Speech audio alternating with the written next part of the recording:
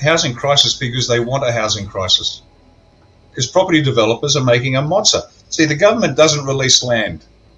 And so the land is scarce. Now, here we have a continent, an island continent. We have more space than we know what to do with. And yet the land is constrained. And so the housing prices are falsely pumped up. We had a record house in our area that went for $1.8 million. It shouldn't be worth more than $600-700 max. So I know exactly what you're talking about.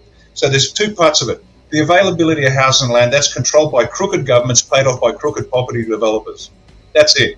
It's just pure corruption. The second reason why you have a problem, and that drives the prices up. Now, the second reason you have a problem is because most people, you're working hard and your partner's working hard and you're trying to get a deposit, but all you can do is get a deposit on a shack 40 kilometres away from where you want to be. And that's because you think you're paying somewhere between 30 to 40% tax, but you're not. With all the hidden taxes, you're paying somewhere between 60 to 70% tax. It's not because you're lazy or stupid or can't save. The system is rigged against you. This is done on purpose. You've got to understand, you're a sheep to be shorn and a cow to be milked, and they don't care. That's all you are to them. No matter which party gets in, Liberal, Labor, Nationals and Greens, they are one party, they are one organisation controlled by the same crooked bastards.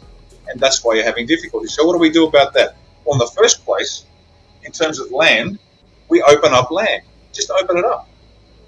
We've got hundreds of thousands of hectares of land that could be used for housing, but they won't open the land up.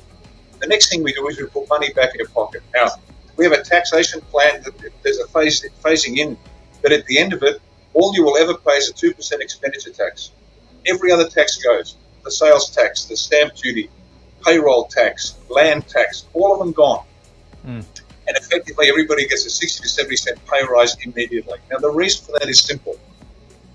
They have been destroying the Australian family for decades. They need to undermine it, and if you want evidence of that, please have a look go to the internet, look up the 45 goals of communism, and you'll see exactly what they've been doing since the 50s. But the point is this. We want to make sure that an Australian family, only one breadwinner is required to get married, buy a house, raise kids, educate the kids, and leave a little nest egg when they die. Now, that's not too much to ask. So you pay a 2% expenditure tax. That's all you pay. That's it. Everything else is gone, and you're going to be rolling in money. Now, why is that? Because to create wealth, you need three things: leadership, capital, and labour. Leadership is entrepreneurs, people that are willing to get up and take the risk and reap the rewards, and good on them. Labour, we have a workforce that's ready to work hard for a good pay packet. So the one thing they can constrain is capital, and that's why they squeeze capital, to make it hard for innovation to occur and wealth to be created.